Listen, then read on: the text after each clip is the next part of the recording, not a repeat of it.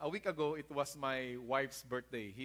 She turned golden. Ayun, po. Akala ko pag ang babae nag-turn golden, mangingitlog ng ginto. No? Hindi naman ho pala, no?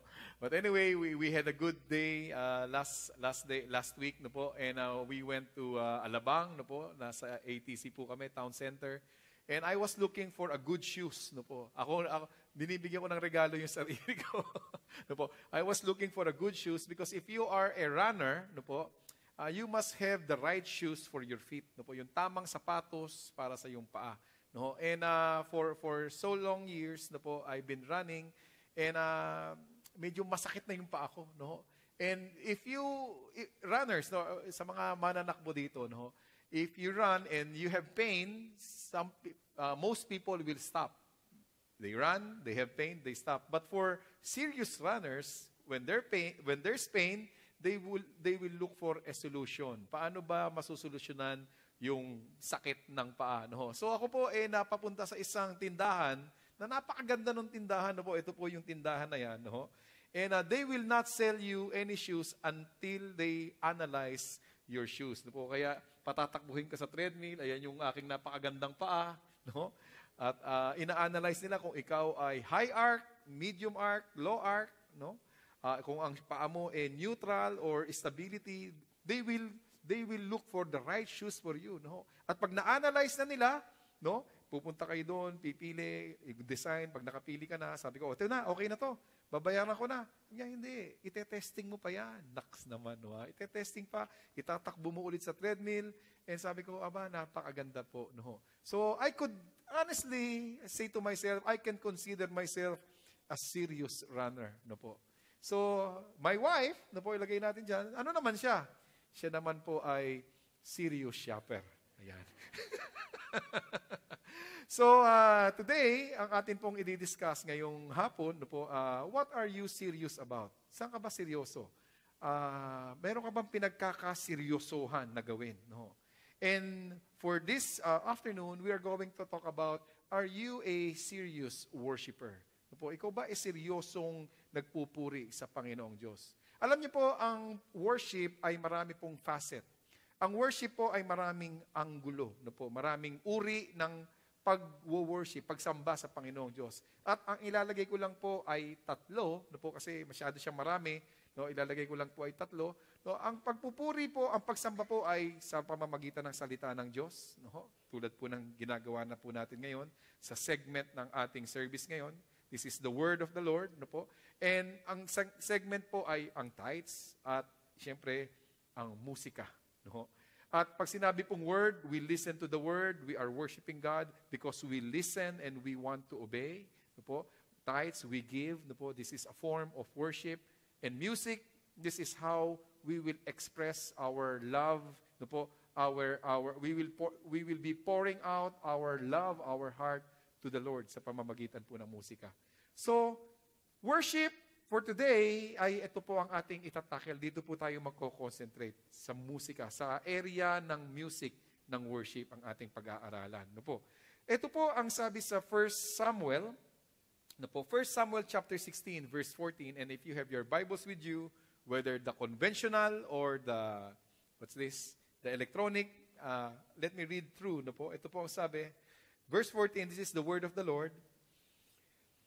But the Spirit of the Lord departed from Saul, and a distressing spirit from the Lord troubled him. And when I say distressing, it's about upsetting spirit, painful spirit, anxious, no po, nagkakaroon ka ng anxiety, anxious spirit. A spirit that will make you grow crazy, nasisiraan ka ng bait, no po.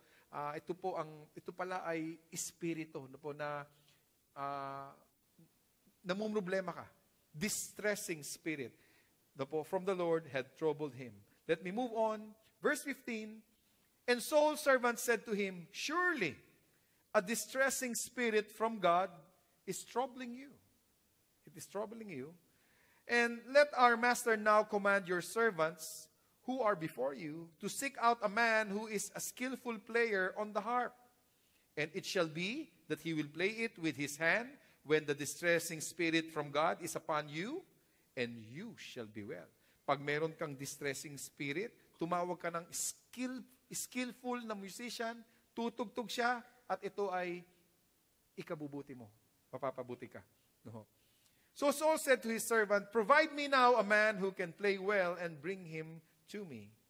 Then one of the servants answered and said, "Look, I have seen a son of Jesse, the Bethlehemite," and that would be David, who is skillful in playing, a mighty man of valor, a man of war, prudent in speech, and a handsome person, and the Lord is with him. Can we bow our heads and let us pray? Dear God, Heavenly Father, I thank you, Lord, for this wonderful moment. Please, O God, remove all distractions in our mind, in our hearts, in our soul, in our spirit, and let us just concentrate upon your word. Let us understand this, Lord God, so that later on, when we are done listening to your word, Panginoon, sa buong isang linggong haharapin namin, baon-baon namin ang iyong banal na salita. Move mightily in us, and this we pray, in the mighty name of Jesus Christ our Lord. Amen and amen. Hallelujah. Sige po, palakpakan natin ang Panginoon.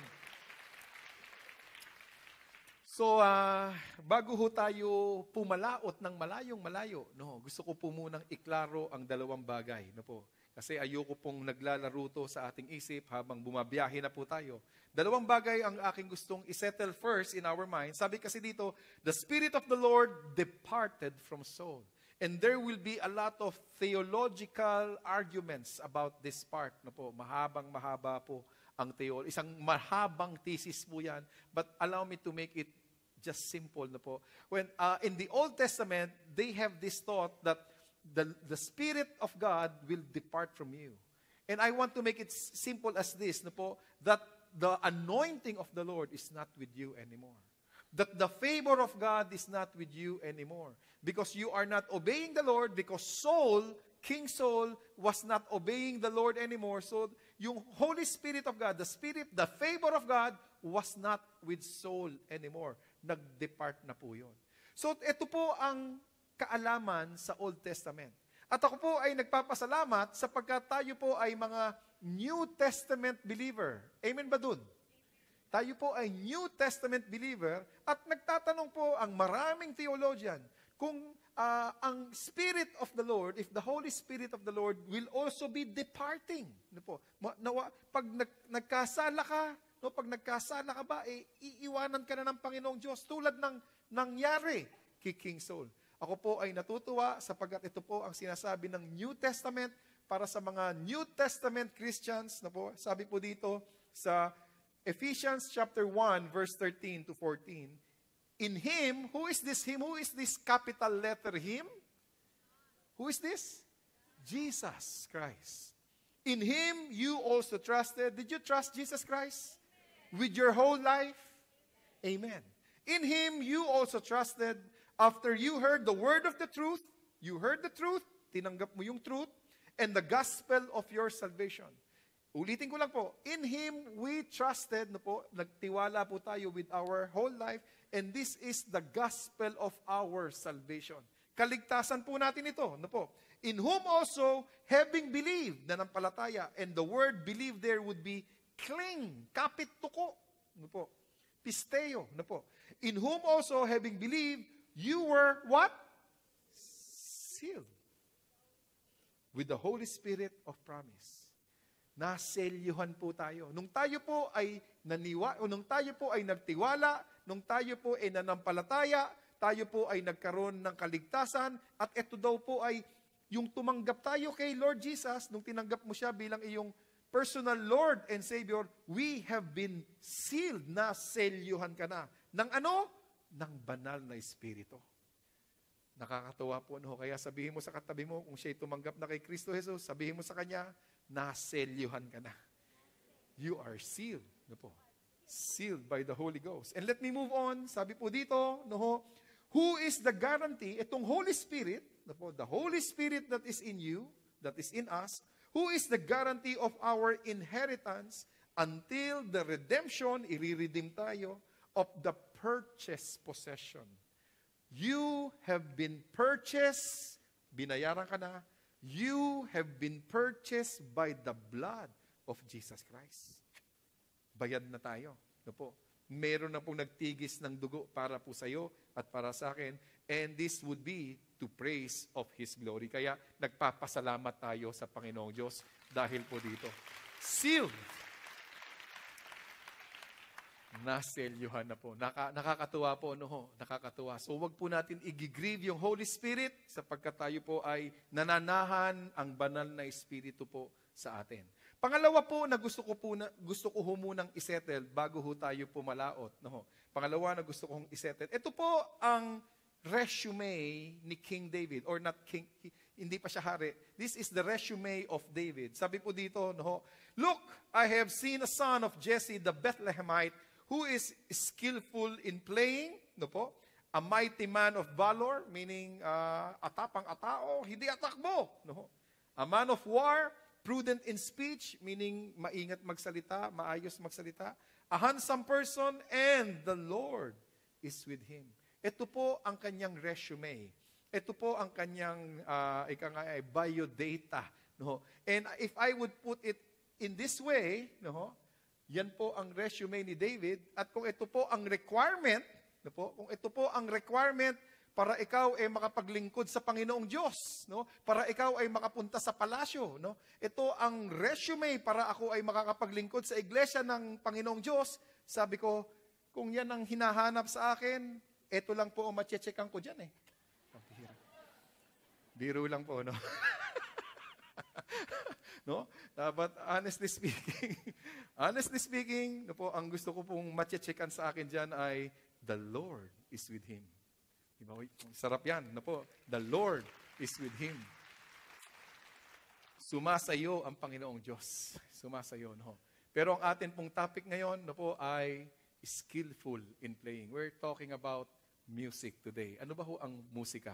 No? So, bubusisiin po natin yung musika ni David. No? By the way, ang psalm po ay nasa gitna ng Bible. Ang psalm po ay, there will be how many psalms?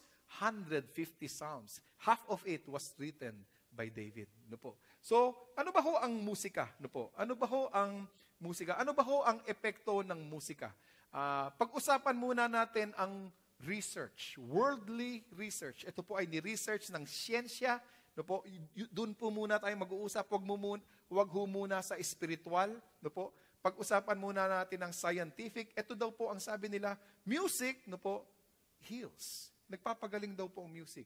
Sila po ay nag-survey, no po, ni-research po nila to, mga 100 tao, nilagyan po nila ng headphone, no po, at mamimili sila ng kanilang, kung ano mang music, pop, jazz, rock, kung ano man ang kanilang kinahihiligang music. So there will be a fast song and there will be a slow song, no po. So, pag fast song, sabay-sabay po sila, fast song. Pag slow song, mabagal na kanta, sabay-sabay din po sila.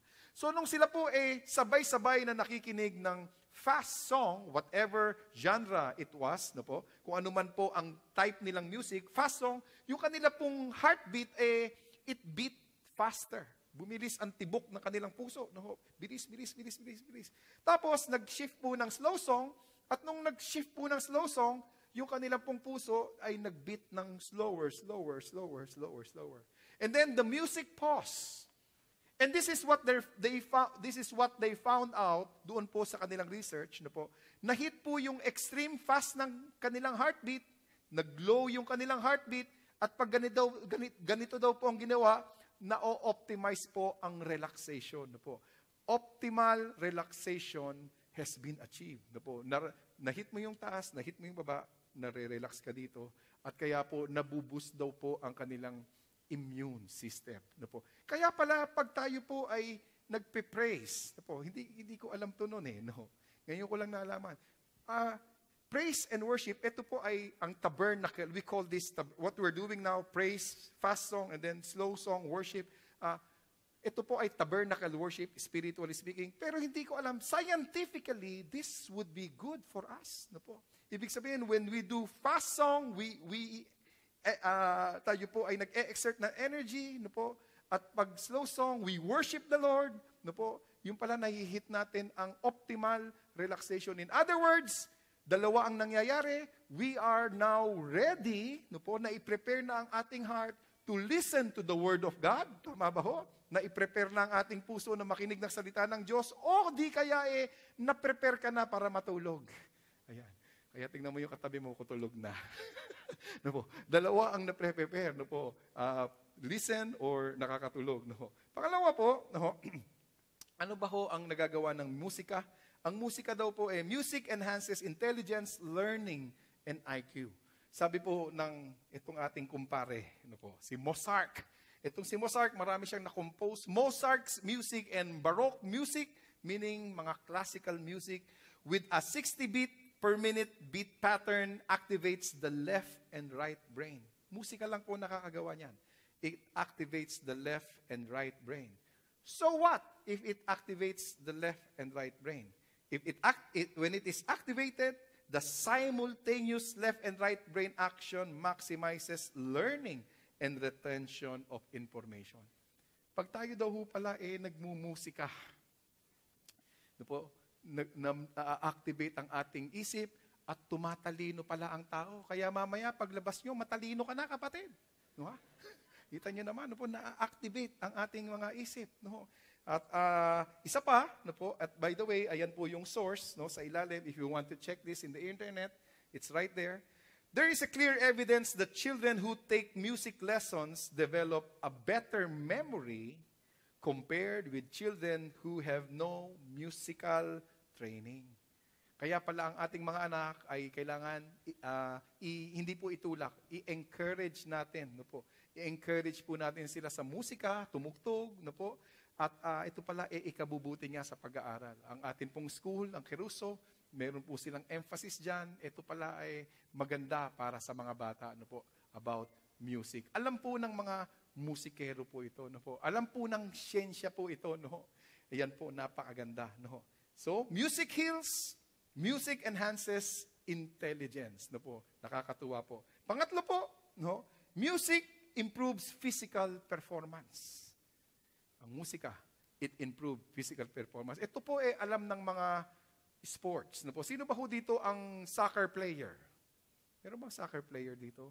Naku, ang Pilipinas talaga hindi mahilig sa soccer. Ito po kasi isang sikat na soccer player, si Neymar. Sabi niya, the game before the game. Kita niyo naman, nakaprepare po siya. No? At ito naman po ang aking best friend. Ito yung kapatid ng aking best friend, si Bong Padlan. Ito yung kanyang kapatid. Kinakapatid niya to. Ayan. No? Kita niyo naman po, the game before the game. No po. And of course, our very own. No po, lalaban na po ito. Ang ating very own. Ayan, no? Pambihira. The game before the game. Saan ho kayo pupusta? Biro lang po, no? The game before the game. It enhances their physical performance. Ito po ay alam ng siyensya. Ito po ay alam ng atleta kung gaano kaimportante ang musika. Alam kaya ng Kristiyano na importante ang worship? Alam kaya ng Kristiyano ito? No? Minsan po kasi ang pagsamba po natin, ang pag-aawitan, sometimes Christians, we take this for granted. Let me bring you back to the message. No po. Are you a serious worshiper? Seryoso ka bang sumasamba sa Panginoong Diyos? At bago pa ako lumalim doon, no po, ito po ang pang-apat, no po, ano ba nagagawa ng musika? No po, music helps to work more productivity. No po, ito po ay nagbibigay ka ng mas dumadami ang ating production. No po, nagiging mas namamaximize ka. Ayan, no po. Ito po ang sabi ni Dr. Teresa Lisuk, sabi niya, she found that those who listen to music completed, can I say it again? Those who listen to music completed their tasks more quickly. Yung output nila, madami, no? They completed their tasks more quickly and came up with better ideas than those who didn't because music improved their mood. Kaya pala pag tayo po ay mapapansin niyo po sa ating kapaligiran, sa mga kape-kape, di ba? Ang dami ng kapihan, no? Makikita niyo po na meron po silang soft music ambience. Meaning to say, nagiging creative ka. Nagkakaroon palang effect yun sa atin. No po? Sa workplace, pag may music pala, nagiging mas malaki ang iyong output. No? So ito pala ang epekto, sabi ng siyensya, ito ang epekto ng music sa tao. No? Ito po sa physical aspects, sa brain, sa katawan, healing, no po. Ito po sa production, sa iyong negosyo, sa athlete. Ito po ang epekto ng musika. Ano naman po kaya ang epekto ng musika, spiritually speaking? Ano kaya yun? No po? At ito po ang sabi ng Biblia, and it shall be that he will play it, David will play it with his hand. When the distressing spirit from God is upon you, you shall be well. Distressing spirit. In other words, number 5, ano po ang ating pinag-uusapan? Godly music drives away evil spirit. Wow! That's the power of music. It drives away the evil spirit. It drives away anxiety. It drives away fear. It drives away the unnecessary spirit. Pag sa bahay natin, nag-awitan tayo ng papuri sa Panginoong Diyos, it drives away the spirit. Alam niyo po, minsan, in my early years of my ministry, pag meron pong demon possessed, nakakita na ba ho kayo ng demon possessed? Ang hirap na ministry po yun. Pag meron pong demon possessed, dinala po sa church, at kailangan pong ipag-pray, kailangan pong magkaroon ng deliverance. Wow! It will take me a minimum of 4 hours bago po ma-deliver yung tao. Bago po ma-cast out yung demonyo, it will take me 4 hours or more. At kaya po pag meron pong for deliverance, for casting out of demons, napapagod ako kasi it will eat your whole day. Sira na ang schedule mo. Naiinis ako na inistorbo ng demonyo ang oras ko. So what will I do during those casting out? I will pray, I will pray, I will lay hands, I will rebuke the devil, I will utter the name of Jesus Christ. I will do all of those and it will take me more than 4 hours. Until I found out a better way. Sabi ko, ganun pala ka-powerful ang music. So kumukuha po, pag meron pong demon possessed, I will get my guitar and I would be strumming my guitar. Pag andyan yung demon possessed, gigitarahan ko siya. Krang! Titingin po sa akin yung demon possessed. Gaganon ko siya. And then kakantahan ko po ang Panginoong Diyos. For the Lord is my tower. Kakanta ko. Alam niyo po yung tao, tatakpan niya yung tenga niya. Tatakpan niya. Sabi ko, bahala ka kung napapangitan ka sa boses ko. Kakanta ko. Kakantahan ko, Panginoon ko. Sabi ko, ganun siya. Bibing siya, nagsisigaw siya, nagwawala siya. And then, she or he will be delivered in 30 minutes or less than an hour. Sabi ko, pambihira, ang dami kong na-save na oras. 30 minutes or less than an hour. Dahil may music. Lupit, no? Kaya, dito po sa ating healing service, sa ating Excel service, ay napaka-importante po ng music. It's a non-stop, It's a non-stop music for 2 hours, nagpupuri po tayo sa Panginoong Diyos. Sineset po natin ang ambience, Sineset natin ang right temperature, right atmosphere ng music, ng service. At alam niyo po, simula ng sinimulan natin ang Excel service, there are already 75 powerful testimonies na pinagaling po ng Panginoong Diyos. Di po ba ho nakakatuwa po yan? 75 powerful testimonies, and some have not shared, maybe nahihiya ho sila, pero pag narinig niyo po yung mga istorya, wow, amazing. Ang ating Panginoong Diyos po talaga ay ang Diyos na nagpapagaling. Hallelujah. Hallelujah. Every Saturday po, meron tayong extra service. And this would be not only for the sick, but it would be good for Christians who desire that their mind, heart, soul, and spirit will be aligned for God. We want to be aligned for God. At ito po, gusto ko pong ibida ito. Ito ang ating 13th National Assembly. Ang Church of God po sa Pilipinas, we are already 60 years old in the Philippines. Ang Church of God. At alam niyo po, ang simbahang, ang salitang Church of God, no po, ang ating iglesia, ang ating denomination, it is in 176 countries, no po, ang Church of God. Kakatuwa, no? Ganun po siya binless ni Lord. In 176 countries. Sa Pilipinas, 60th year na po natin sa Pilipinas. No po, at ilan po ang simbahan ng Church of God sa Pilipinas? Ilan po tayo? We have 650 churches. And on this day, sa ating National Assembly, on our 13th National Assembly, those people, ang ating mga kapatid, from Luzon, Visayas, and Mindanao, magsasama-sama po for 3 days. No po, magsama-sama. Makikita po natin ang ating mga kapatid. No po. Kaya kung kayo po ay may planong magbakasyon, no po, sana i-take nyo na po ito. Magbakasyon po tayo sa Manila. No. Okay ba yun? Magbakasyon po tayo sa Manila. You could get a hotel there, no po, for 3 days. Bakasyon na, ano po kasi ito, family-oriented po yung 13th National. May word para sa ama, may word para sa nanay, may word para sa anak. No?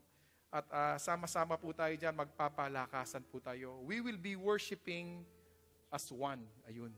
We will be worshiping as one. We will be showcasing. What are we going to showcase here? We are going to showcase here that we are united. We are going to showcase here worship, the power of worship. And I pray that you will be there. No po, sa lobby po, only few tickets are left. Very few already. I think it's less than 500. No po, konti na lang po. At kung interesado, please, sama-sama po tayo. Kalakasan po namin kayo na nandyan. No? And ano ba ho itong worship? Can I move on? No po. Ito po ang sabi ni Martin Luther. Sino ba to si Martin Luther? Siya po ang, how will I say it? Isa sa mga nagsimula ng Protestantism. It's a little bit theological, no po. But please bear with me. Siya po ang nagsimula ng Protestantism, no po.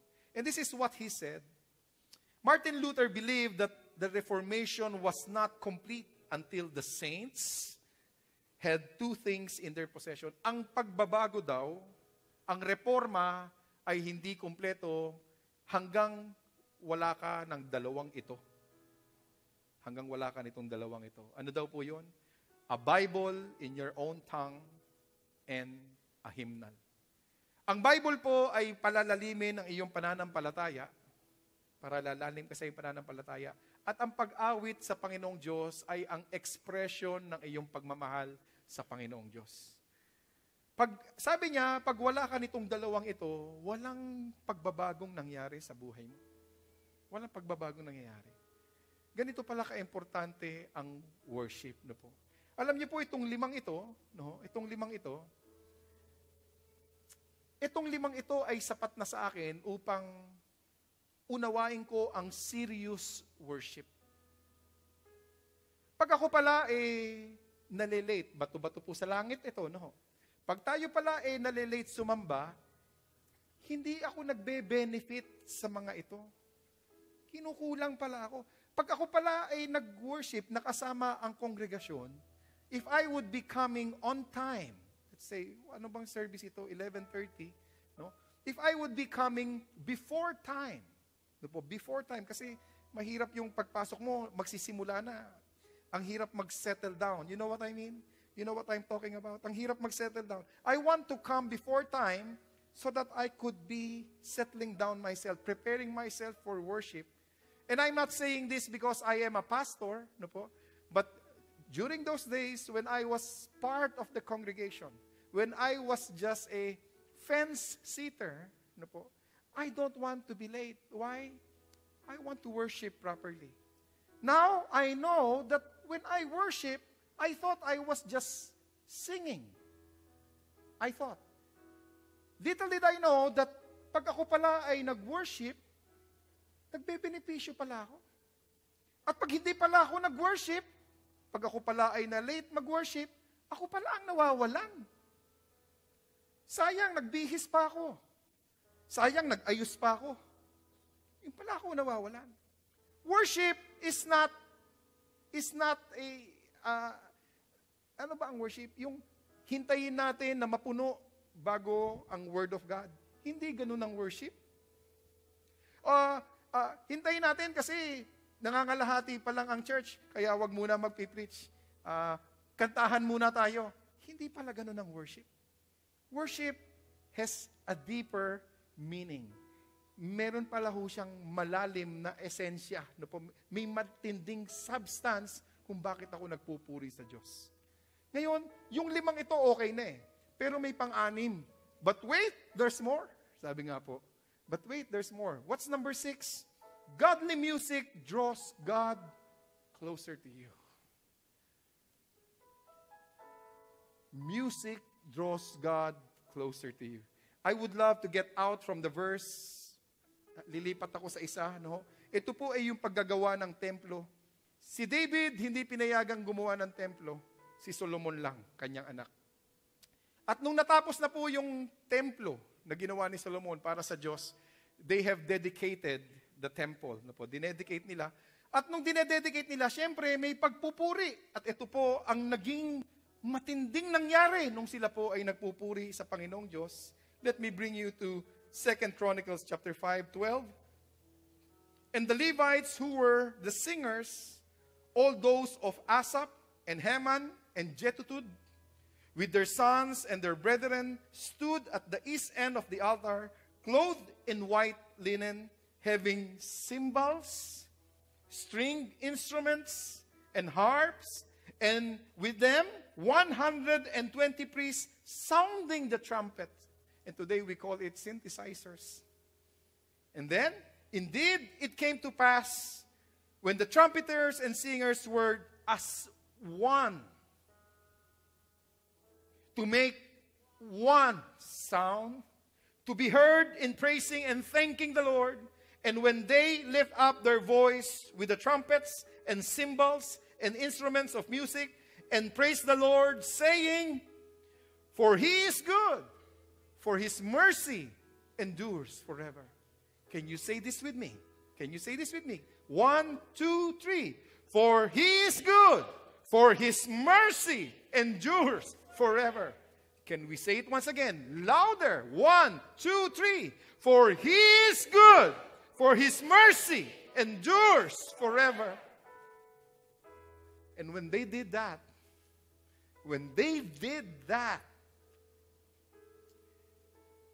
that in the house, in which house?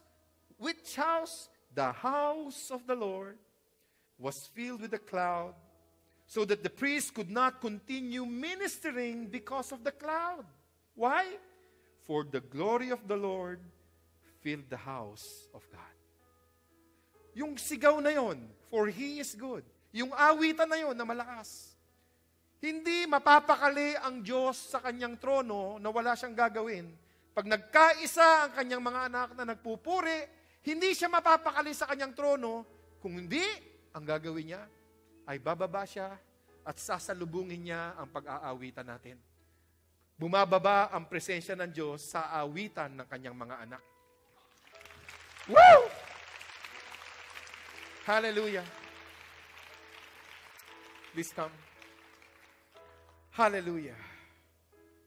So this is worship. So, are you a serious worshiper? Seryoso ba ho tayong nagwo-worship sa Panginoong Diyos? Ngayon po ay makikibahagi po tayo sa another form of worship. Ito po. And this is our communion. And I pray that we will be serious enough in taking this. And let us prepare our hearts. Let us bow our heads and let us pray. Dear God, teach us to be serious enough. Panginoon, oras lang, hindi pa namin maitama. Ay, tulungan nyo naman kami, Panginoon. Tulungan nyo naman kami. Kasi ikaw, O Diyos, ay seryosong iniligtas kami. Binuwis mo ang iyong buhay. Ganun ka kaseryoso na iligtas kami. Allow us to become a serious worshiper. Prepare our hearts as we partake with the holy elements, Lord God. Reminding us what you did 2,000 years ago. Bless your people, Lord, and this we pray in Jesus' name. Amen.